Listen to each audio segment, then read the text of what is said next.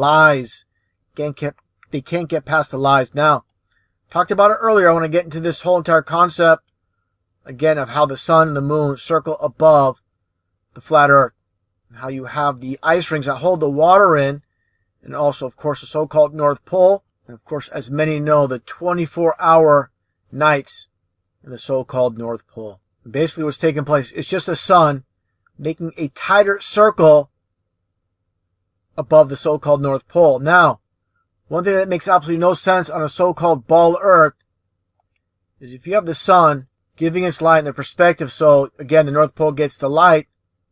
Again, Australia, South America, it makes absolutely no sense. It makes much more sense on the whole entire flat Earth concept where the sun is not obstructed by the so-called curvature of the ball Earth. I'm talking about the false curvature that nobody has seen, nobody has photographed. The only way you'll obtain it is through these wide lens cameras, the fisheye lens cameras, where you get a false perspective due to these lenses, and it creates a false reality. Okay, this is an actual photo without the fisheye lens. Okay, this is reality. Okay, this is not reality. Okay, people believe when they look at these photos, oh look, we live on a ball Earth. This is the proof.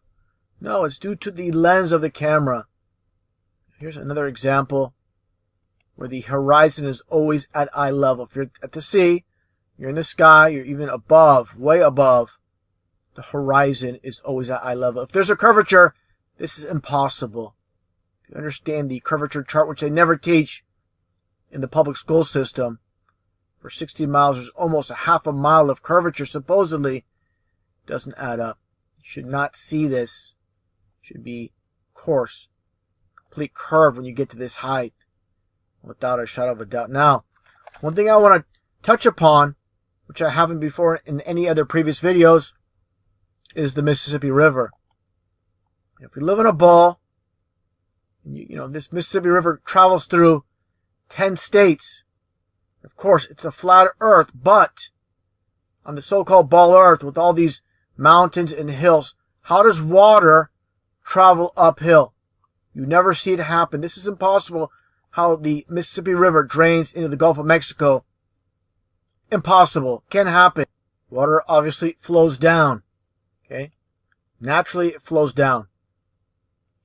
Here's the California Aqueduct. I'm going to point something else out here. This is, I find very interesting with a news article. I'll show one other photo as well. Water, of course, travels down. You're not going to have water go up the side of a hill. Give me a break. This news story, you know, they're unknowingly basically going against the whole entire ball Earth concept from this local NBC station in San Diego, California, Channel 7. Water flows uphill, maybe in California drought. Using pumps to reverse the flow of the California Aqueduct would be the first. Of course, water does not flow uphill, all coming down. Okay, let's take a look here at this article. Water has flown from Northern California's snow-capped peaks to the southern parched cities ever since the California Aqueduct was built in the 60s. Now, amid one of the worst droughts in history, state officials are considering an audacious plan to send some of the water back uphill. State water engineers say using the pumps to reverse the flow of the aqueduct would be the first in a drought. It would be a complex engineering challenge requiring millions of dollars to defy gravity. Unbelievable. Now let's skip below here. It's one paragraph. There is no place on the so-called planet, they call it a planet Earth, where an aqueduct is designed to go backwards. Okay, so again, they're unknowingly basically debunking the whole concept of the ball Earth. Now, with the whole entire concept, once again, somehow water traveling uphill with the Mississippi River through 10 states. You know, how does water go uphill? Of course, on the so-called ball Earth, impossible. Water cannot go uphill. Just downhill, as you see here. Okay, cannot go up. They're struggling, again, to supposedly defy gravity. So they basically outed themselves. One thing that needs to be understood as well, throughout the world, there are rivers They don't just travel so-called south. They go east, they go west, and they go north. It's one particular river in Canada.